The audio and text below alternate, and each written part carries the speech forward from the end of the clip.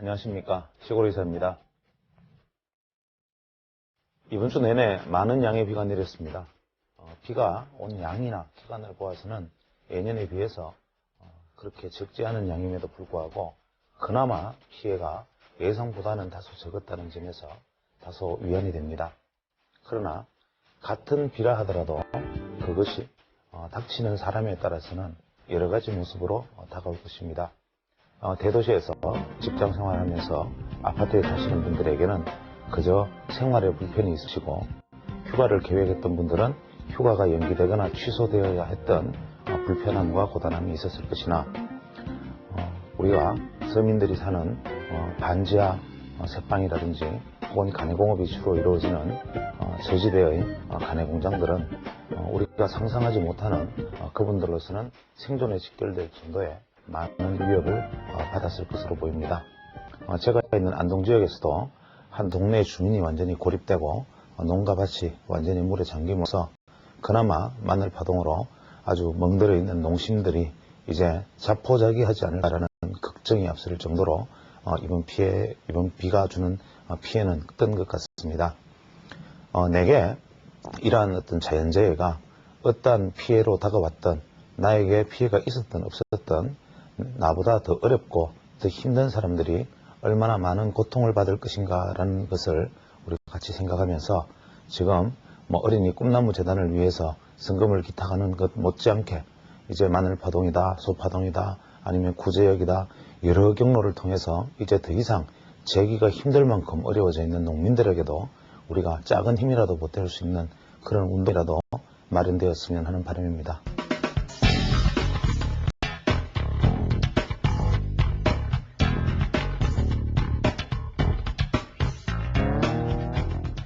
지난주에 이제 말씀드리기를 시장이 일단 상방향의 어떤 방향성을 보이지 않겠는가, 지난주 기준으로 보았을 때 이번 주에는 말씀드렸었는데, 실제로 주중에 조금 더 빠졌다가 지금 이렇게 돌아오려는 모습을 보이고 있습니다. 금요일 종가는 아마 상승으로 마무리되지 않을까 생각이 되는데, 일단은 이러한 어떤 옵션 만기일까지의 어떤 하락과 이것이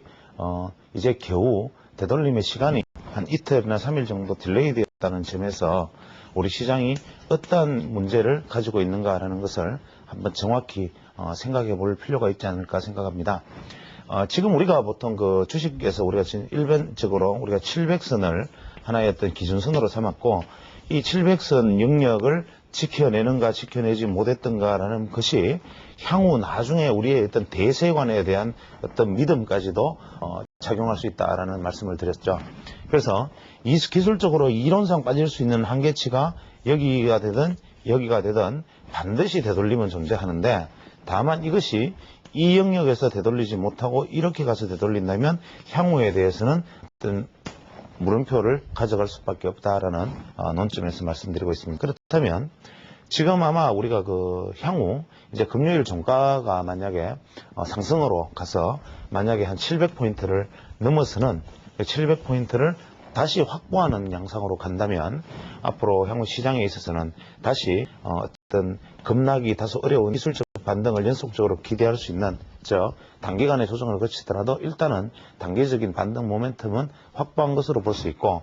만약에 금요일 종가가 하락 쪽으로 나중에 방향을 잡는다면 이러한 경우에는 일단 다소간의 긴 시간이 좀 더 필요하지 않을까 생각합니다. 현재로서는 아마 일단은 단기 상승의 어떤 모멘텀을 확보하는 방향으로 갈 것으로 판단은 됩니다만, 우리가 이 시점에서 가장 중요하게 생각해야 하는 것은 뭐냐면, 우리 시장이 일관되게 현재 요 근래에 들어서는 악재에 아주 민감하고 호재에 상당히 둔감한 모습을 보여주고 있다가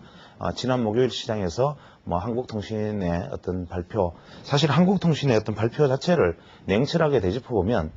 어제 어떤 한국통신, 즉 금요일 수요일경에 어떤 한국통신에 대한 시장의 리포트, 즉 앞으로 외인들의 지분 한도가 확대된다는 뉴스, 이것은 엄밀하게 말하면 그 자체가 뉴스였을 뿐이지 그 이전에 이미 충분히 민영화가 이루어질 때부터 예측되어 왔었다는 점, 즉 시장에서는 이미 누구나 한국통신의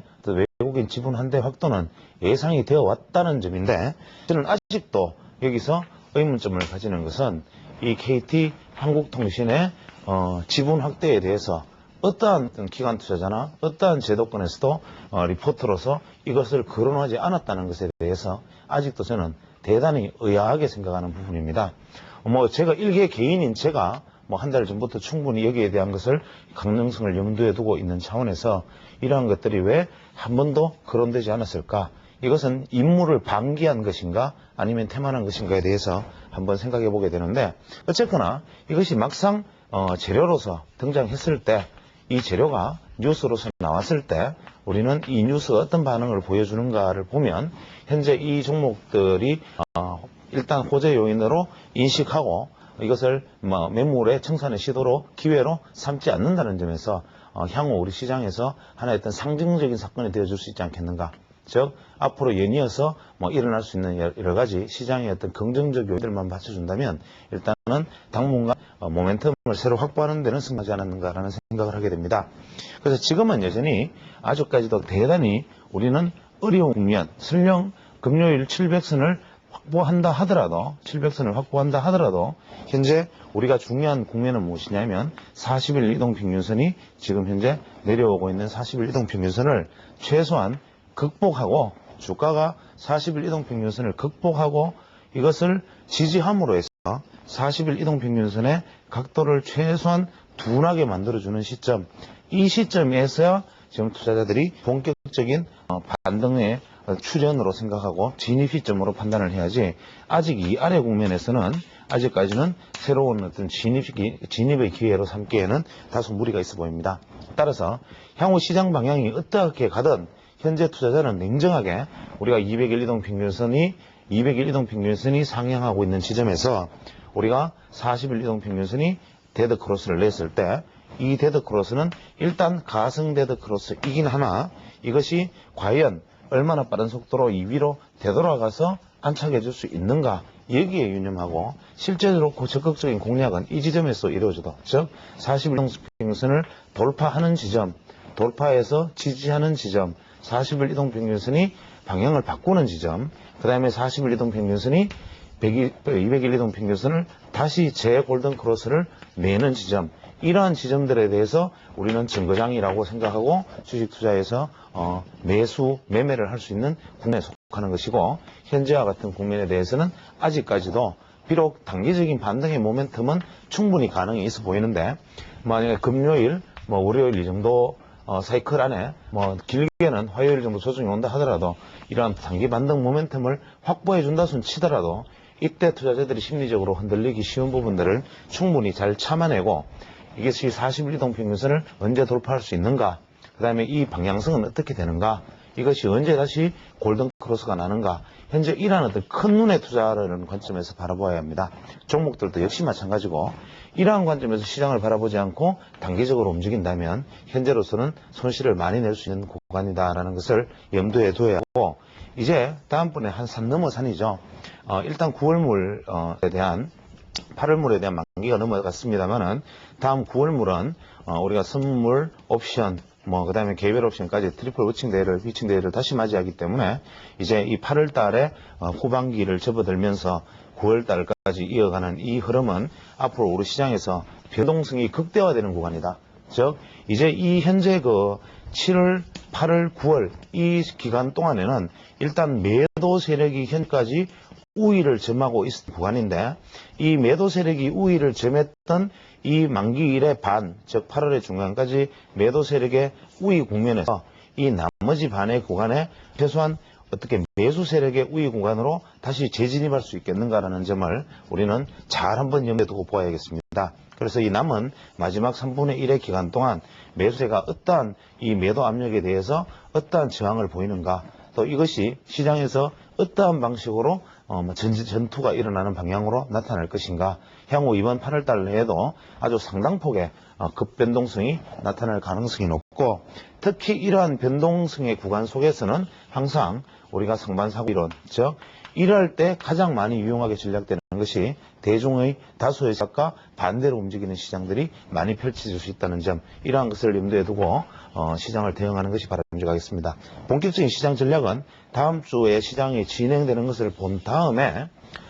매일 게시판을 통해서 한번 주중에 한번 시장 대응에 대해서 한번 생각을 한번 펼쳐볼 생각이고, 다음 녹화일은 이번에 이제 제가 녹화가 들어가면 다음 주까지는 계속 지속적으로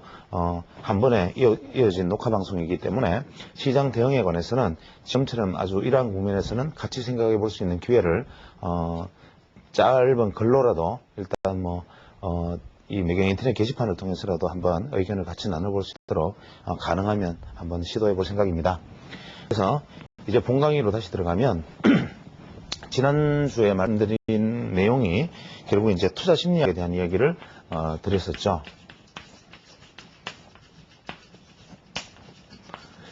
그래서 이 투자 심리학에 대해서 우리가 흔히 알려져 있는 어떤 추상적인 이야기들 혹은 개론적인 이야기들에 대해서 말씀을 드리겠다라는 얘기를 드렸고, 첫 시간에는 앙드레 코스톨라니의 달걀, 그 다음에 투자 심리의 트라이앵글 이런 부분들에 대해서 말씀을 드리면서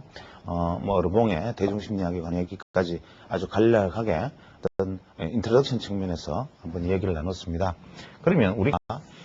이런 어떤 거창한 주제, 투자 심리학이란 과연 무엇인가? 많은 사람들이 투자 심리 하면서 투자 심리에 대해서 대단히 많은 관심을 가지고 있지만, 막상 이 투자 심리학이라는 것, 즉 이 학이라는 것, 이것이 이름을 붙이기에는 아직도 시장에서 뭔가 미흡하고 이것이 정리되어 있는 생각들이 사실 부족하고, 어떤 면에서는 우리가 시장에서 흔히 볼 수 있는 기술적 분석 이론들, 각종 보조 지표일 수도 있고, 여러 가지, 심지어는 MACD 하나까지도 넓은 의미에서는 투자 심리학 혹은 투자 심리를 시장에 표현하는 하나의 어떤 시그널, 이렇게 받아들일 수도 있습니다. 따라서 우리가 광의의 의미에서 보면, 광의의 의미에서 우리가 말하는 투자 심리학이라는 것은 넓은 의미에서 주식 투자의 일반적인 기법을 다 담는 말일 수도 있고, 우리가 협의의 의미에서, 좁은 의미에서 투자 심리학이라고 말하면 정말 이 안에서 움직이는 어떤 다양한 대중의 생각들과 이 대중의 생각에 따라서 어떻게 움직여야 할 것인가라는 한 지침을 얘기하는 것일 수 있는데, 이것에 대해서 규정하기도 어려울 뿐만 아니라 실제로 이것을 세부적으로 어떤 개념화해서 혹은 계량화해서 하나의 잣대로 만들므로써, 예를 들면 우리가 보조지표를 만들듯이 이것을 계량화된 잣대로 들이대어서 투자 심리를 측정할 수 있는 방법, 이러한 방법은 실제적으로 존재하지 않는다. 그렇다면 우리는 이 투자 심리학이라는 것을 과연 어떻게 다루어야 할 것인가를 놓고 한번 생각해 볼 필요가 있습니다. 그래서 현재 그 투자 심리학에 관련된 어떤 내용들은 서점에 약 4종 내지 5종 정도의 서적들이 출간되어 있습니다. 그 중에는 대부분이 일단은 과거에 성공한 투자자였던 사람들의 투자 일기에 가까운 것들, 혹은 그분들의 어떤 투자 철학을 담은 내용들, 예를 들면 코스톨라니와 같은 이 책들도, 유럽 투자자들의 책들도 얼마 전에 서점에 출간되어 있는 것으로 압니다. 그러나 이러한 것들은 한번 좀 읽어볼 만한 가치는 있을지 몰라도 실제로 투자자들이 굳이 이것을 꼭 읽어봐야 할 내용까지 담고 있지는 않은 것이, 이러한 것들이 담고 있는 어떤 추상적인 이야기들은 실제로 내 가슴 속에 와지 않는다는 단점, 또 실제로 이 투자 심리학이라는 것을 들었을 때 내가 기대하는 것은 뭐냐면, 우리가 투자 심리 지표를 말하듯이 어떤 지표화된 것들에 길들여진 우리가 이 지표를 바라는 심리들이 실제로 이러한 어떤 광의의 의미에서 투자 심리라는 측면에서 부합할 만한 책은 아직 시중에는 없다고 보는 것이 바람직합니다. 그러면 우리가 투자 심리라는 것이 무엇이냐를 일단 제가 생각하는 개념을 먼저 한번 생각을 해보면, 우리가 흔히 주식시장을 주체를 이렇게 이야기합니다. 이제 우리나라 기준, 외국인도 마찬가지지만, 외국의 사례도 마찬가지지만, 일단은 이제 투자 심리 주체는 외국인, 기관, 그 다음에 우리 개인으로 표현되는 수익 투자자, 이렇게 주식시장에는 이 세 개의 주체가 움직이고 있습니다. 그런데 우리는 개인 투자자라는 이 투자자들은 한 개의 가장 결정적인 단점을 가지고 있는데, 이 개인 투자자들이 가지고 있는 것은 바로 자기만족과 자기만족, 그 다음에 기관주의입니다. 즉 여기서 말하는 자기만족은 무엇이냐면, 주식시장에 주식 투자를 위해서 주식시장에 일단 뛰어들어 있다면, 우리가 주식시장에 뛰어든다는 그 행위 자체에 대한 행위적 관점에서 내가 생각을 하면, 주식시장에 개인이 일단 진입을 했다. 이것은 뭐냐면 주식이라는 것이 가지고 있는 그 거대한 리스크에 대해서 나는 이 리스크에 대한 것은 감당할 용의가 있고 이것이 리스크 대비 내주는 어떤 수익들에 대해서 오히려 나는 더 기대감이 크다. 즉 주식시장에 뛰어들었다라는 그 사실 하나가 이런 위험을 감수할 용의가 있다라는 이야기가 되고 이러한 위험을 감수할 용의가 있다라는 것은 무엇이냐면 상대적으로 손실에 대한 두려움보다는 이익에 대한 기대가 더 크기 때문에 이러한 이익에 대한 기대가 큰 상황에서 주식시장에 뛰어든 사람은 어떤 종류의 매매든 매매를 행함으로써 이 매매를 행함으로써 만족을 얻을 수 있다. 즉 이러한 어떤 매매를 행하지 않는다면 주식시장에서 투자자들이 뛰어들어서 어떠한 것에 대한 스스로의 어떤 한목적성이 없기 때문에 주식 투자에 대해서 내가 뛰어들었다면 매매를 해야 만족을 하는 것. 즉 이것이 수익이 나든 나지 않든 심지어는 손실을 입더라도 이것에 대한 어떤 대박 심리가 작용하고 여러 가지 심리들이 작용해서 소조감이 작용해서 결국은 매매에 임할 수밖에 없는 나중에 종국적으로는 매매를 위한 매매에 몰입할 수밖에 없는 것이 바로 무엇이냐면 이 주식시장에 뛰어들었다는 이 사실 이것은 뭐냐면 다시 한번 거꾸로 이야기하면 리스크는 별것 아니다.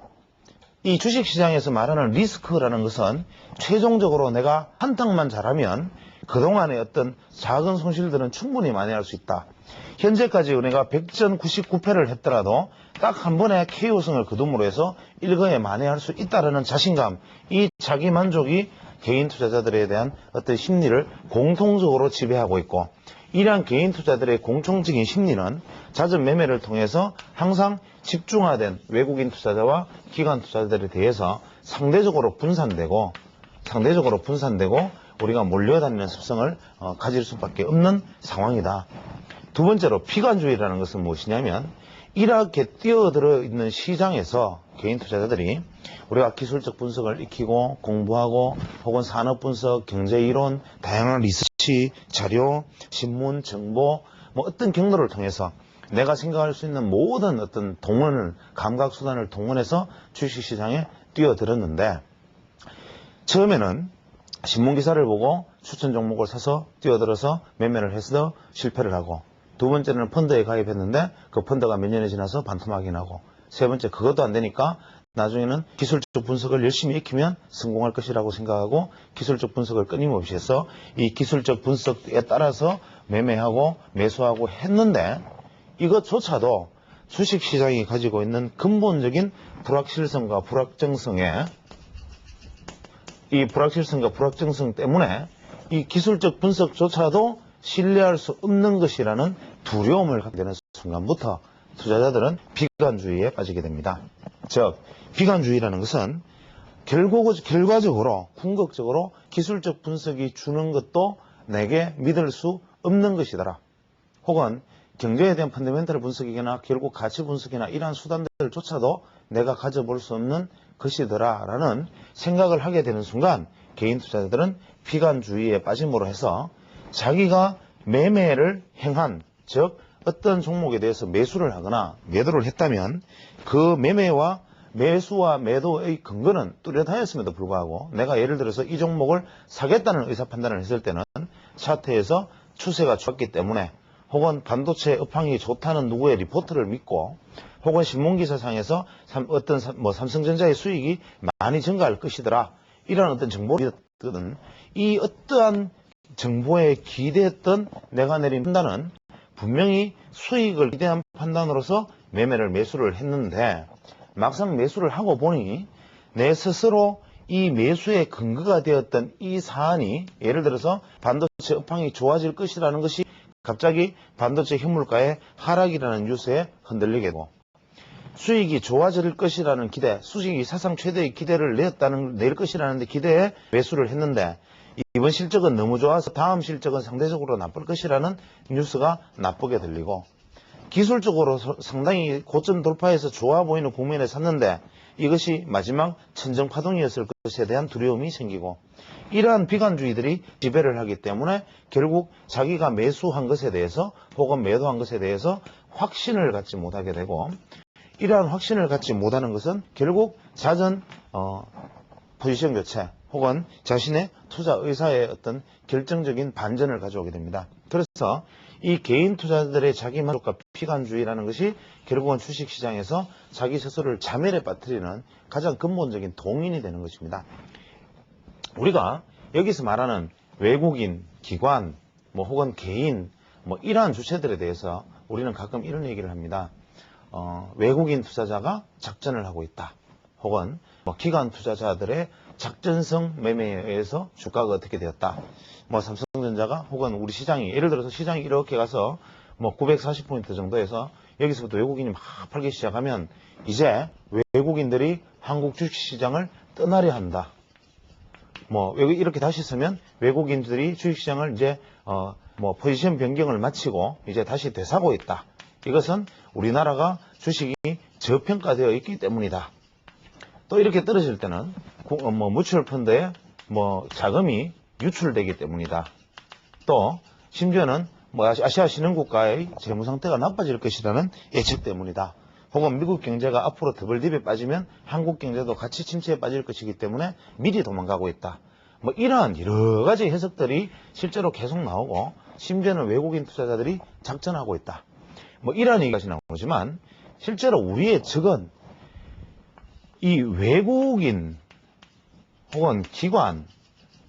이 개인, 이 사람들이 각자가 서로가 적처럼 생각하고 있지만 우리가 냉정하게 생각해 보면 개인의 적이 기관이다, 기관의 적이 외국인이다, 혹은 이 외국인과 개인은 서로 상대적인 개념이거나 혹은 상호보완적인 개념이다라는 생각 자체가 쉽게 말하면 이 투자 심리에 대한 기본적인 개념을 무시하고 있기 때문이다라는 생각을 할 수 있습니다. 즉, 주식시장은 외국인도 하나의 참여자, 기관도 하나의 참여자, 개인도 하나의 참여자로서 시장이라는 공통의 적을 향해서 전쟁을 하고 있는 것이죠. 즉, 시장이라는 공동의 적, 즉 공공의 적이 아닌 공동의 적이죠.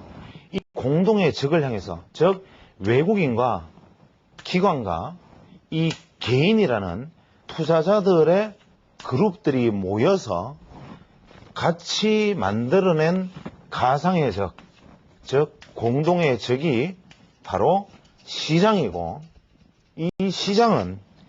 영원히 지난 미국 시장의 200년, 유럽 시장의 100년, 또 한국 시장의 지난 몇십 년 사이에서도 단 한 번도 이 단독 주체들이 이겨보지 못한 영원 불멸의 승자다. 이 사실을 우리는 인식을 해야 되는 거죠. 즉, 시장이라는 것은 나도 여기 참여해 있고, 너도 참여해 있고, 외국인도 기관도 다 같이 참여해 있지만, 우리가 벌이는 이거 전쟁은 너와 내가 외국인을 죽이고, 외국인이 기관을 틀고, 기관이 외국인의 개인의 주머니에서 돈을 빼먹고라는 이러한 전쟁이 아니라, 여기 있는 주체들은 다 같이 수익을 내고 싶고,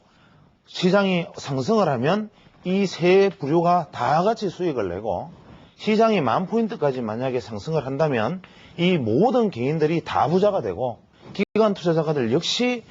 여러 가지 업적 보상 혹은 기관에 흥청망청하는 각종 배당금, 외국인 투자자들 역시 펀드 매니저들이 아주 많은 리베이트를 받는 이러한 상황들. 그렇다면 이 시장이라는 것은 그 누구도 하락하기를 바라지 않는다. 즉, 이 외국인이 시장을 하락하기를 바라고 선물을 매도하고 있다. 외국인들이 선물을 매도했기 때문에 현물을 매도한다. 외국인들은 앞으로 시장이 나빠질 어떻게 하는 이러한 이 설명들과 이 해석들 자체가 바로 아무 쓸모없는, 도대체 이래서 뭘 어떻게 했단 말이냐라는 질문을 대받을 수 있는 이러한 이야기들에 속한다. 그래서 우리 시장에서 너무나 익숙해져 있는 패배주의, 즉 외국인들이 작전을 걸지 몰라, 기관 투자자들이 안 사기 때문에, 기관 투자자들이 단기 매매에 임하기 때문에 우리 시장은 오를 수 없고, 이 기관 투자자들이 단기 매매에 빠져있는 이 병폐를 깨지지 않으면 우리 시장은 영원히 상승할 수 없어. 개인 투자자들은 항상 모래알처럼 흩어져 있기 때문에 절대로 시장을 주도할 수 없어라는 이러한 어떤 우리가 고식화된 스테레오타입의 아주 고정관념들은 근본적으로 시장의 해결하는 측면에서 놓고 본다면 완전히 잘못된 생각이다. 우리가 외국인 투자자가 어떻게 하건 기관 투자자가 어떻게 하건 개인이 어떻게 하건 그 자체가 시장이라는 적을 상대로 한 수급적 요인에 지나지 않는 것이다. 예를 들어서 외부에서 적이 뭐 수나라 대군이 막 밀려 내려온다면 이 안에서 뭐 승민들이 뭐 누군가가 나서서 전쟁을 해가지고 이 선발대가 선봉장이 격파를 할 수도 있고, 이 선봉장이 밀리면 나중에 밑에까지 내려와서 몽고의 침략을 받아서 뭐 임금이 도망가서 굴욕을 겪는 게 있을 수 있고, 임진왜란처럼 나중에 기층민중까지 전부 나서서 붙어서 나중에 이 평양까지 함락당한 다음에 다시 밀어내는 상황이 올 수도 있고, 이러한 어떤 공동의 적이기 때문에 우리는 시장에서 외국인이 현재 산다 판다의 개념은 무엇이냐면 이 세 개의 주체 중에 가장 용감하고 가장 집중력 있는 사실 선봉장이자 선발대인 외국인이 이 시장이란 적을 향해서 갑자기 칼을 꼬나들고 달려들고 있다면 우리는 앞에 전차부대가 앞장서서 가고 있으니까 개인들은 나는 포병이니까 어떻게 하면 좋을까라고 생각하고 있고, 이 기관이라는 부대가 이 포병들이 어떻게 움직이면 이럴 때 내가 한 발이라도 더 전진할 수 있지 않을까라는 생각을 할 수 있고, 이 외국인 투자자들이 선봉장으로 나서서 적군에 맞서서 싸우다가 일단 작전상 후퇴다 도망을 갔을 때 이 외국인들이 이 시장을 쥐락펴락하거나 시장을 흔들어서 어떻게 자기들의 수익을 내겠다는 것이 아니라 시장이 무너지면 공멸하는 것인데, 다만 선봉장으로 나서 있다가 힘이 밀리니까 이제 이쯤에서 이선으로 후퇴를 하고 있고, 이 이선 후퇴하는 국면에서 이것을 착각한 개인이나 착각한 기관 투자자들이 내가 나가서 한번 붙어보겠다라고 덤비들고 있고, 이러한 것입니다. 그래서 우리는 시장이라는 공동의 적, 이 시장이 말하는 것이 무엇인지, 이 시장이라는 녀석의 성격은 무엇인지 이것을 규명하는 것이 바로 투자심리학이다. 그래서 내가 말하는 투자심리학, 즉 책에서 말하는 투자심리학 혹은 각 개인이 생각하는 투자심리학의 개념이라는 것은 이 외국인 투자자가 사고 팔고 선물을 매매하고 옵션을 어떻게 해서 뭐 현재 삼성전자를 어떻게 매집하고 몇 퍼센트를 가지고 있으니까 어떻게 할 것이다 라는 이런 철없고 어리석은 판단들, 앞으로 외국인들이 더 매매할 것으로 보인다, 더 매도할 것으로 보인다, 언제쯤 매수에 돌았을 것으로 보인다라는 이러한 아무런 의미 없는 리포트들, 기관 투자자가 뭐 장기 투자는 하지 않고 계속 단기 매매만 일삼고 있고, 실제로 기관 투자자 펀드의 비중 중에 2년 이상을 넘는 펀드의 비중은 10%밖에 안 된다. 이 기관 투자자 나쁜 녀석들 이렇게 매도하는 이 생각들조차도 어리석은 생각이고, 우리는 이러한 이야기 볼 때마다 현재 기관이라는 부대의 체력은 어떻구나, 이 외국이라는 부대의 체력은 이러하구나, 그렇다면 우리 보병부대는 어떠한 체력을 가지고 있고 이 포격전이 끝나고 나면 우리는 어떻게 움직일 것인가, 이러한 것을 생각해야 되고, 우리의 공통의 적은 바로 이 시장인데, 다만 이 외국인이라는 선봉대가 도망가 버린 상황에서도 이 개인의 보병부대가 창칼 들고 가서 백병전 육방전으로 이길 수 있는 시장인가, 아니면 이 세 주체가 다 덤벼도 못 이기는 시장인가라는 것을, 이 적이 어떠한 상태인 것을 알아내는 것, 이것이 바로 투자심리다. 다만 이 적은 따로 있는 것이 아니라 너와 내가 이 시장에 머물러서 주고받음으로써 그것이 형성하는 공동의 가상의 적이기 때문에 이 적이 바로 나일 수도 있고 이 적이 바로 너일 수도 있다는 차이일 뿐이다. 이것이 우리가 투자심리에서 소위 제가 생각하는 투자심리학의 어떤 철학입니다. 저는 투자심리라는 것에 대해서 이러한 어떤 관점을 가지고 일단 시장을 바라보겠다라는 생각을 하고 있는데, 이것을 이제 그 베타 곰폴리를 주장했던 실제로 베타 곰폴리라는 용어가 이 코스톨라니의 주장이 아니고 원래 불어로 쓰여진 용어, 즉 심리학 용어를 베타 곰폴리가 코스톨라니가 이것을 시장에서 설명하는 데 이용했을 뿐이죠. 예를 들어서 이러한 현상이 있을 수 있죠. 지난 시간에 말씀드렸던 투자심리에서 코스톨라니 달걀, 즉 코스톨라니 달걀은 지난번에도 말씀드렸다시피 일단 거래가 감소하고 주식 보유자의 수가 감소하는 국면, 그 다음에 거래가 증가하고 보유자의 수가 감소하는 국면, 그 다음에 거래가 폭증하고 보유자는 감소하는 국면, 거래가 증가하면서 다시 증가하면서 보유자는 여전히 적은 국면, 거래가 증가하면서 보유자도 증가하는 이 동행 국면, 거래가 폭증하면서 보유자의 수도 증가해 있는, 즉 많이 있는 이 상황 속에서 코스톨라니의 달걀은 이 동안 국면은 이때뿐이다 라는 설명을 하죠. 즉 시장이라는 것은 고점에 이르면 인플레가 생기고 주식 투자해서 돈을 많이 버니까 사람들이 은행에서 돈을 많이 빌리고 그러면 시장의 유동성이 풍부히 넘치고 인플레가 유발되고 자산가치 증대, 소위 말하는 웰스 이펙트라 그러죠. 부의 효과로 인해서 많은 자산가치 증대로 시장이 금리가 들썩거리고 투기가 횡행하고 막 여러 가지 막 과소비가 생기고 이렇게 되면 경기 과열을 우려하는 은행들이 일단 금리를 내릴 것이고 금리가 떨어지기 시작하면 외대 마진의 축소가 일어나고 그 다음에 주식 투자자들이 돈이 시중에 계속 공급되어져야만 이 거래량이 증가할 수 있는데 금리가 떨어지면서 자금이 흡수되기 시작하니까 주식 투자자들에게 빌려주었던 은행에서 자금을 회수하기 시작하고 이 은행의 자금 회수에 대응하기 위해서 일부 주식을 파는 사람이 생기고 그 다음에 여기에서 샀던 어떤 소신 있는 투자자들이 여기에서 나오는 부안해동했던 투자자들에게 다 넘겨주고 이익을 실현하는 사람이 생기고 이러한 과정이 바로 하락의 첫 번째 국면으로 접어들게 되는데 이 국면을 우리가 인식하는 눈 이것이 주식 투자의 전부다라고 코스탈라니가 얘기를 하고 있습니다. 그 다음에 좀 더 떨어지게 되면 이제는 이게 처음에 조정인 줄 알았는데 점점 기업의 실적이 악화되고 있다. 뭐 주가 수익 비율이 낮아지고 있다.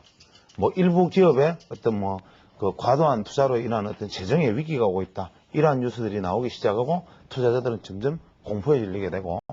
또 섣불리 바닥이라고 생각했던 투자자들이 거래를 일으키면서 점점 거래는 증가하되 주식시장을 떠나가는 사람은 점점 많아지는 즉 모든 사람의 우려에 의해서 주가가 떨어지는 국면이 발생을 하는데 이 하락기에 대해서 점점 떨어지다가 모든 사람이 이제는 정말 하락기구나라고 생각하는 지점 즉 여기 있어서는 이 국면에서는 하락에 대해서 회의하고 아니야 아직 반등 국면일 거야 라고 생각하고 이 국면에서는 반신반의 하는데 진짜 하락하는 거 아니야 진짜 이거 이러다가 영 대세 꺾이는 거 아니야 이런 반신반의 하는 국면에서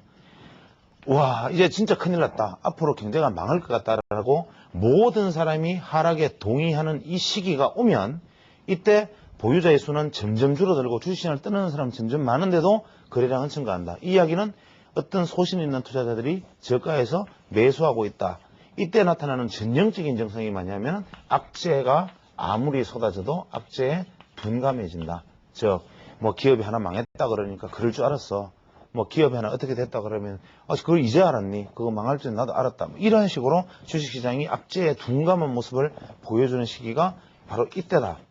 그 다음에 서서히 주식 보유자의 수가 조금씩 늘어나는 이 반등 초기 국면에 오면 이제 망할 줄 알았던 회사들이 안 망할 것 같다.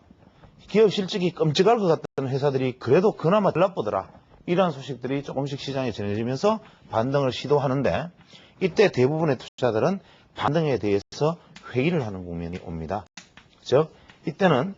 반등에 대해서 설마 이것이 기술적 반등에 지나지 않을 거야 더 이상 오르지 않을 거야 라는 생각을 하게 되고 막상 여기 와서 이제 기업 실적이 이 최저에 비해서 확 상승을 하고 막 망할 줄 알았던 회사들이 오히려 갑자기 기사회생해가지고 세대의 수익을 내기 시작하고 막 이익들이 증가되기 시작 지표가 좋아지고 이제 은행 여기서 떨어졌던 최저로 내려왔던 금리들이 여기서는 은행이 금리를 다시 낮출 테니까 금리들이 다시 슬쩍슬쩍 조금씩 금리를 올릴까 말까 이런 이야기가 나오고 이제 기업 금리 인상이 더 이상 있다 없다 이런 것이 화두가 되고 이러한 국면이 나타날 때 이것이 본격 상승 국면이 되고 이때도 반신반의하는 사람들이 많은데 이 사람들이 본격적으로 주식시장은 이제 앞으로 대폭등이야 라고 생각하는 이 시점이 바로 거래량이 폭증하면서 주식 보유자가 많아지는 즉 개인 투자자들이 시장에 진입하는 시점이다. 그럼 왜 이것이 코스톨라니의 달걀인데 그럼 왜 이 개인 투자자가 시장에 많이 진입하는 국면이 시장이 위험한가? 이 부분에 대해서 코스톨라니는 이런 답을 합니다. 개인 투자자는 경험이 적고 소신이 부족하기 때문에 개인 투자자의 숫자가 주식시장에서 비율이 예를 들어서 기관 투자자 30%, 뭐 큰손 투자자 30%라고 가정을 하고 우리가 소수 개인, 즉 소액주주가 만약에 40%라고 가정한다면 이 비율이 커지면 커질수록 시장의 불안정성은 증가한다. 즉, 이 사람들은 경험이 적고 과거 주식시장에 대한 경험이 적고 위험에 대한 공포에 대한 반응들이 빠르기 때문에 시장 전체를 이 비율이 늘어날수록 시장 전체가 고점에 도달하고 이 비율이 줄어들수록 시장은 점점 저점에 도달한다. 투자 심리학적 관점에서는 이렇게 볼 수 있습니다. 즉, 우리가 주식 투자에서 투자 심리학에서 가장 중요한 것은 무엇이냐면 인간은 공포 반응보다 바로 탐욕이 더 반응이 빠릅니다. 즉, 우리가 심리적으로 공포 반응이 딱 나타나면 어떤 공포스러운 상황이 나타나면 인간은 움츠리고 나중에 그것이 공포가 실제화되면 뒤로 돌아서 뛰는 습성을 가지고 있죠. 예를 들어서 이렇게 들길을 가다가 사자를 만나면 혹은 뭐 이상한 어떤 어두움 속에서 뭐 무서운 소리를 들으면 인간은 일단 멈추고 이 공포감을 내가 몸으로 체득한 이후에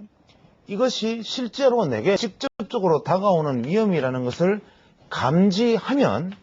그때서야 뒤로 내달리는 속성을 가지고 있는데 탐욕에 대해서는 인간이 내가 탐욕을 가지고 있는 어떠한 속성이 나한테 주어지면 즉각적인 행동을 보인 다음에 판단을 하는 속성이 있다. 즉, 예를 들어서 아담의 사과가 있다. 이러면 일단 사과를 따먹고 그 다음에 하느님이 사과를 따먹지 마라 했는데 괜찮을까 고민하는 속성이 있다. 그래서 인간의 개인 심리에서는 이 포비아, 즉 공포 반응보다는 이 탐욕에 대한 반응의 속도가 빠르기 때문에 이것을 시스템화한 기관이나 어떤 시스템화된 메이저들의 어떤 과정이 아니라 판단이 아니라면 이 소수 개인의 판단은 항상 이 탐욕 반응이 공포 반응보다 빠르게 작용함으로써 항상 이쪽 기관 투자자나 메이저들이 가지고 있던 물량을 개인 투자자가 떠안게 되는 알고리즘을 가지고 있다. 즉, 주식시장이 이렇게 해서 올라가면 더 올라갈수록 개인 투자자들이 시장에 진입하는, 즉 공포에 대해서 탐욕에 대해서 진입하는 속도가 점점 빨라지고 이게 빨라지면 빨라질수록 시장 점유율이 점점 개인 투자자의 점유도가 높아지면 이것의 점유도가 점점 빨라지면 이쪽에서 당연히 이쪽으로 넘어가는 주식 숫자가 많아지고 주식 숫자가 많아진다면 한 종목 내에 이 공포 반응이나 탐욕 반응에 대해서 반응도가 민감한 주체들이 비중이 늘어나고 있다는 것을 말하고, 그렇다면 이렇게 늘어난 개인 투자자들이 처음에 약간의 충격에 의해서 멈칫하고 그것이 진짜 두려운 것인가 공포인가 아닌가라는 갈등을 하고 있는 동안에 끊임없이 물량을 계속 주워 담고 있다가 막상 이것이 공포가 실제화하고 위험이 실제화하면 하나가 달아나기 시작하면 모든 사람이 러시를 하는 현상, 이러한 것이 우리가 상반사고 이론이다. 그래서 이것을 험프리 네일이라는 사람은 이러한 현상을 상반사고 이론이라는 얘기로 설명을 하고 있습니다. 즉,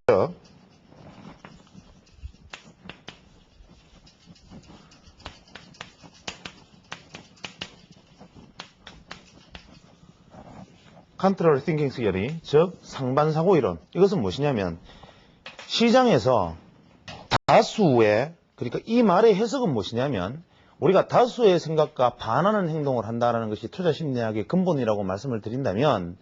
여기서 말하는 다수라는 것은 절대적인 기관 투자자를 포함한 시장 전체의 평균의 의견을 말하는 것이 아니라 이 시장 안에서 의견을 낼 수 있는 목소리의 비중이 개수가 예를 들어서 기관 투자자 3에 개인 투자자 5였으면 진짜는 8밖에 안 되는데 이 기관 투자자 2에 개인 투자자가 10이 되는 상황, 이러한 상황들, 즉 개인 투자자의 숫자가 점점 주식 보유 인구의 숫자가 점점 비율이 높아지는, 개인의 비율이 높아지는 상황이 바로 소위 말하는 대중의 목소리가 일치하는 상황이다. 그래서 여기서 말하는 대중의 목소리라는 것은 기관 투자자를 포함하는 목소리가 아닌 개인 투자자들의 비율이 많아진, 즉 과거에 비해서 과거 시장의 개인 투자자의 비율이 70%였는데 쭉 떨어졌다 시장이 고점에 왔을 때 개인 투자자의 비율이 현재 지금 약 한 70%를 돌파하고 있다. 이것은 바로 위험한 신호다. 이것이 바로 우리가 주식 거래 회전율처럼 바로 개인 투자자 비율이라는 것을 험프리 네일이라는 사람은 이것을 계량화해서 개인 투자자 비율이라는 지표를 가지고 주식시장의 천장과 바닥을 예측하는 하나의 수단으로 사용하기도 했다는 점을 우리는 여기서 알 수가 있습니다. 그래서 이러한 어떤 상반사고 이론에 대해서 우리가 앙드레 코스톨라니는 어떤 얘기를 했느냐 하면 아주 시니컬하고 냉소적인 얘기를 했습니다. 증권회사 입장만큼 평당 바보들의 숫자가 많은 곳은 없다. 즉 한 평당 인간의 숫자들이 쭉 있으면 증권회사 객장만큼 한 평당 바보들의 숫자가 많은 곳은 없다라는 시니컬하고 냉소적인 얘기를 했는데, 이러한 생각들은 코스톨라니의 투자 심리학에서 가장 기본으로 작용하는, 즉 내가 수익을 낸다면 나의 현명함이 수익을 내준 것이 아니라 바보들의 어리석음 때문에 내가 수익이 난 것이다라는 이야기, 즉 이것을 한번 깊이 새겨보아야 한다는 것이죠. 즉 코스톨라니가 수익을 내기는 가장 기본적인 투자 철학은 뭐냐면 나의 현명함이 아닌 다른 바보들의 어리석음이 상대적으로 나를 현명하게 만들어주고 있다는 것, 그것이 바로 우리 주식투자 심리학에서 절대로 비켜갈 수 없는 가장 기본적인 이야기가 될 수 있다는 점, 이러한 것이 바로 주식투자 심리학에서 일단은 개론적인 이야기가 될 수 있습니다. 그래서 다음 시간부터는 우리가 심리학적인 어떤 배경들, 주식 투자를 하기 위해서 필요한 심리학적 배경들에 대해서 이제 세부적으로 하나씩 짚어보기로 하고, 이 시간은 나중에도 어떤 다양한 방식으로 우리가 지표상에서 바라보는 투자 심리, 패턴상에서 볼 수 있는 것, 차트상에서 볼 수 있는 것, 다양한 것들을 새로 한번 다뤄보도록 하겠습니다.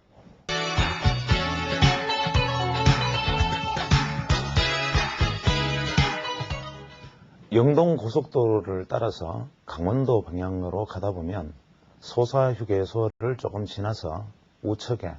민족사관 고등학교라는 학교가 눈에 띄입니다. 아마 그쪽으로 많이 다니시는 분들은 아주 자주 보았을 것으로 생각합니다. 저는 특정 업체에 대한 어떤 칭찬이나 홍보 차원에서 이런 말씀을 드리는 것은 아니고, 저는 이 민족사관 고등학교를 볼 때마다 여러 가지 생각이 들지만 그 중에 의아하면서 한편으로는 참 놀랍고 존경심을 가질 때가 있는 때가 가끔 있습니다. 그것은 첫 번째로는 일개 유가공업체가 자신의 회사의 이익을 투자해서 저러한 교육사업에 헌신할 수 있다라는 그 발상과 판단, 그 의미와 그것이 앞으로 가져다줄 미래에 우리에게 가져다줄 어떤 모습들에 대한 놀람과, 두 번째로는 그 학교의 이름을 민족사관 고등학교로 지을 수 있었다는 그 창업자의 독특한 정신, 이 두 가지에 대해서 항상 신기한 마음으로 바라보고 있습니다. 저는 이 민족사관 고등학교라는 학교가 이제 과거의 어떤 여러 가지 어려움을 벗어던지고 현재 우리나라에서 자라나는 청소년 중에 가장 우수하고 훌륭한 인재들이 그곳에서 길러지고 이제 그것을 졸업한 학생들이 세계 각국의 우수한 대학으로 진학을 해서 미래에 우리나라의 동량이 되기 위하여서 준비되고 있다는 점에 대해서 그 학교를 바라볼 때마다 참으로 흐뭇한 마음을 금할 수가 없습니다. 특히 그 학교의 교육 방식은 일방적인 어떤 주입식 교육뿐만이 아니라 아주 다양한 방식의 어떤 전인적 교육과 아울러서 투철한 국가관과 민족관까지 강조함으로써 그 학교를 졸업한 학생들이 앞으로 우리 국가와 우리 민족을 위해서 아주 많은 기여를 하여야겠다는 생각들을 심어주고 있다는 점에서 더더욱 놀라움을 금할 수 없었습니다. 이러한 유가공업체 하나의 기업에서 할 수 있는 일이 이렇게 크다면 이 민족사관 고등학교의 성공 여부를 떠나서 우리가 가지고 있는 이 많은 무수한 어떤 물질적 자원을 앞으로 우리 사회가 어떠한 방향으로 투자하고 어떠한 방향으로 우리 사회가 나아가야 할지를 하나의 지표로서 보여준 것이 아닌가 생각합니다. 일전에 말씀을 드렸다시피 아직 우리나라에도 기업 매세나 협회라는 협회가 있고, 이 기업 매세나 운동은 특별한 어떤 재정 지원이 없이는 유지하기 어려운 문화예술 사업에 기업들이 지원을 함으로써 상업주의에 물들지 않고 순수 예술을 지켜나갈 수 있는 밑받침이 될 수 있는 운동이라고 합니다. 이 기업 매세나 운동은 그나마 많이 홍보 효과도 있고 이벤트성 행사들도 많이 이루어지며 우리가 흔히 박세리 김미연에게 스폰서십을 만들듯이 이러한 기업 매세나 운동 차원에서도 우수한 음악가들에 대해서 스폰서를 자임함으로써 그 음악가들이 세계 속에서 뻗어나갈 수 있는 물질적 토양이 마련되는 긍정적 측면도 없지 않아 있지만 정작 우리에게 필요한 것은 그 이상의 무엇이 아닌가 생각합니다. 우리 기업들은 항상 경기가 나쁠 때, 경기가 좋을 때 흐름 속에서 물론 우리뿐만이 아니라 세계적인 어떤 경제 흐름이 그렇겠지만 경기가 일정에 달했을 때 과잉 투자에 몰입하고 경기가 저점에 달했을 때 설비를 축소하는 항상 어리석음을 반복해오고 있었습니다. 그러나 이번에 우리는 IMF를 먼저 맞음으로 해서 그 IMF 시절 세계 경기의 호황기에 이 기업들은 먼저 선제적인 조정에 들어갈 수 있음으로써 이번에 세계 경기가 다소 불황기에서 벗어나지 못하고 있는 국면에서 오히려 최대의 이익을 낼 수 있었다는 점을 생각한다면 이 기업의 운영에 또나 기업 운영의 묘라는 것도 결국은 남들이 가는 대중이 판단하는 길과 거꾸로 가는 것이어야 하는 것이 아닌가라는 생각도 하게 됩니다. 그러나 이러한 사례에서 볼 수 있듯이 우리는 현재 우리나라가 가지고 있는 인적 혹은 물질적 여러 가지 자원들을 놓고 비교해 볼 때 인적 자원 이외에는 어떠한 것도 내세울 수 없는 우리가 물질적 자원의 빈국이라는 측면에서 우리는 기업들이 가지고 있는 즉 자본주의 사회에서 기업들의 역할에 대해서 우리는 많은 의존과 또 많은 지지와 또 많은 관용을 베풀었던 것도 사실입니다. 과거에 그 기업이 어떠한 일을 했건 그 기업이 성장하는 과정에 어떠한 문제가 있건 그 기업이 현재의 모습을 이루기까지 어떠한 부분들에서 잘못을 해왔던 우리는 그것을 눈감아주고 그 기업이 우리 국가 경제를 이끌어주는 중심축이 될 수 있다는 점에서 오히려 국민들은 따뜻한 시선으로 많은 이해를 보냈던 것이 사실입니다. 그렇다면 기업 경기가 나쁘고 사업하기 어려운 여건에서 국가 정책적 차원에서 기업의 경영활동을 도와주고 경기를 부양함으로 해서 기업들이 숨통을 터나갈 수 있는 다양한 경로를 열어줌으로써 기업들이 이제 최대 이익을 거두었다면 과거처럼 이제 벌어들인 돈으로 재투자를 한다는 명목으로 배당에 인색하고 또 그 벌어들인 돈을 또 다른 명목으로 사용하면서 실제로 주주들에 대한 배당뿐만 아니라 사회적 기회에 대해서도 대단히 인색해왔던 것이 우리나라 기업의 현주소가 아닌가 생각합니다. 따라서 저는 이번에 삼성그룹에서 삼성그룹 총수와 그의